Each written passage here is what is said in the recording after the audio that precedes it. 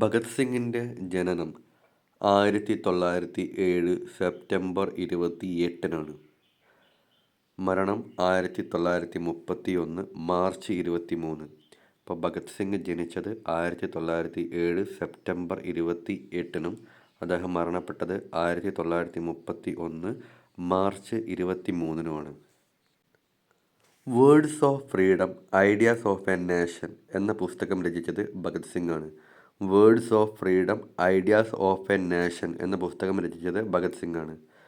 രക്തസാക്ഷികളിലെ രാജകുമാരൻ എന്നറിയപ്പെട്ടത് ഭഗത് സിംഗ് ആണ്. രക്തസാക്ഷികളിൽ രാജകുമാരൻ എന്നറിയപ്പെട്ടത് ഭഗത് സിംഗ് ആണ്. നവജവാൻ ഭാരത സഭയുടെ സ്ഥാപക സെക്രട്ടറി ഭഗത് സിംഗ് ആണ്. നവജവാൻ ഭാരത സഭയുടെ സ്ഥാപക സെക്രട്ടറി ഭഗത് സിംഗ് ആണ്. Why I am an atheist എന്ന പുസ്തകം രചിച്ചത് ഭഗത് സിംഗ് ആണ്. Why I am an atheist എന്ന പുസ്തകം രചിച്ചത് ഭഗത് സിംഗ് ആണ്. നിരീശ്വരവാദിയായി തീർന്ന വിപ്ലവകാരിയാണ് ഭഗത് സിംഗ്. നിരീശ്വരവാദിയായി തീർന്ന വിപ്ലവകാരിയാണ് ഭഗത് സിംഗ്. ഞാനൊരു കുറ്റവാളിയല്ല, രാജ്യസ്നേഹിയാണ് എന്ന് പ്രഖ്യാപിച്ചത് ഭഗത് സിംഗ് ആണ്. ഞാനൊരു കുറ്റവാളിയല്ല, രാജ്യസ്നേഹിയാണ് എന്ന് പ്രഖ്യാപിച്ചത് ഭഗത് സിംഗ് ആണ്. ലാഹോർ ഗൂഢാലോചന കേസിലെ മുഖ്യപ്രതിയാണ് ഭഗത് സിംഗ്. ലാഹോർ ഗൂഢാലോചന കേസിലെ മുഖ്യപ്രതി ഭഗത് സിംഗ് ആണ്. 1929 സെൻട്രൽ ലെജിസ്ലേറ്റീവ് അസംബ്ലിയിൽ ബടുകേശ്വർദത്തിനൊപ്പം ബോംബ് പൊട്ടിച്ചത് ഭഗത് സിംഗ് ആണ്. 1929 സെൻട്രൽ ലെജിസ്ലേറ്റീവ് അസംബ്ലിയിൽ ബടുകേശ്വർദത്തിനൊപ്പം ബോംബ് പൊട്ടിച്ചത് ഭഗത് സിംഗ് ആണ്. ഹിന്ദുസ്ഥാൻ സോഷ്യലിസ്റ്റ് റിപ്പബ്ലിക്കൻ അസോസിയേഷന് നേതൃത്വം നൽകിയത് ഭഗത് സിംഗ് ആണ്. ഹിന്ദുസ്ഥാൻ സോഷ്യലിസ്റ്റ് റിപ്പബ്ലിക്കൻ അസോസിയേഷന് നേതൃത്വം നൽകിയത് ഭഗത് സിംഗ് ആണ്. ഷഹീദ് ഇ അസം എന്നറിയപ്പെട്ടത് ഭഗത് സിംഗ് ആണ്. ഷഹീദ് ഇ അസം എന്നറിയപ്പെട്ടത് ഭഗത് സിംഗ് ആണ്. ലാഹോർ സ്റ്റുഡൻറ് യൂണിയൻ രൂപവൽക്കരിച്ചത് ഭഗത് സിംഗ് ആണ്.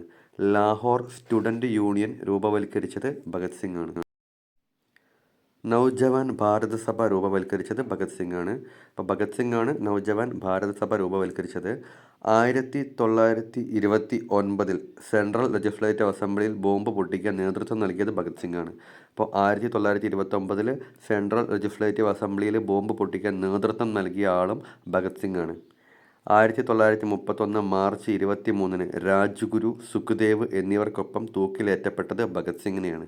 അപ്പോൾ 1931 മാർച്ച് 23 രാജ്ഗുരു, സുഖ്ദേവ് എന്നിവർക്കൊപ്പം തൂക്കിലേറ്റപ്പെട്ടത് ഭഗത് സിംഗിനെയാണ്. അപ്പോൾ ഭഗത് സിംഗിൻ്റെ കൂടെ തൂക്കിലേറ്റപ്പെട്ടവർ ആരൊക്കെയാണെന്ന് ചോദിച്ചാൽ രാജ്ഗുരു, സുഖ്ദേവ്. ഇപ്പോൾ രാജ്ഗുരു, സുഖ്ദേവ് എന്നീ രണ്ട് പേരാണ് ഭഗത് സിംഗിനൊപ്പം തൂക്കിലേറ്റപ്പെട്ടവർ. ഇൻക്ലാബ് സിന്ദാബാദ് എന്ന് ആദ്യമായി മുദ്രാവാക്യമായി ഉപയോഗിച്ചത് ഭഗത് സിംഗ് ആണ്. ഇൻക്ലാബ് സിന്ദാബാദ് എന്നത് ആദ്യമായിട്ട് മുദ്രാവാക്യമായിട്ട് ഉപയോഗിച്ചത് ഭഗത് സിംഗ് ആണ്. ലാലാ ലജ്പത് റായിയുടെ മരണത്തിന് കാരണക്കാരനായ സാൻഡേഴ്സ് എന്ന പോലീസ് ഉദ്യോഗസ്ഥനെ വധിച്ചത് ഭഗത് സിംഗ് ആണ്. ലാലാ ലജ്പത് റായിയുടെ മരണത്തിന് കാരണക്കാരനായ സാൻഡേഴ്സ് എന്ന പോലീസ് ഉദ്യോഗസ്ഥനെ വധിച്ചത് ഭഗത് സിംഗ് ആണ്. ഭഗത് സിംഗിൻ്റെ മൃതദേഹം ഇന്ത്യക്കും ഇംഗ്ലണ്ടിനും ഇടയ്ക്ക് എക്കാലവും തൂങ്ങി നിൽക്കും എന്ന് പ്രസ്താവിച്ചത് ജവഹർലാൽ നെഹ്റുവാണ്. ഭഗത് സിംഗിൻ്റെ മൃതദേഹം ഇന്ത്യക്കും ഇംഗ്ലണ്ടിനും ഇടയ്ക്ക് എക്കാലവും തൂങ്ങി നിൽക്കും എന്ന് പ്രസ്താവിച്ചത് ജവഹർലാൽ നെഹ്റുവാണ്. ഭഗത് സിംഗിനെയും കൂട്ടരെയും തൂക്കിലേറ്റരുതെന്ന ഗാന്ധിജിയുടെ അഭ്യർത്ഥന നിരാകരിച്ച വൈസ്രോയിയാണ് ഇർവിൻ പ്രഭു. ഭഗത് സിംഗിനെയും കൂട്ടരെയും തൂക്കിലേറ്റരുത് എന്ന ഗാന്ധിജിയുടെ അഭ്യർത്ഥന നിരാകരിച്ച വൈസ്രോയിയാണ് ഇർവിൻ പ്രഭു.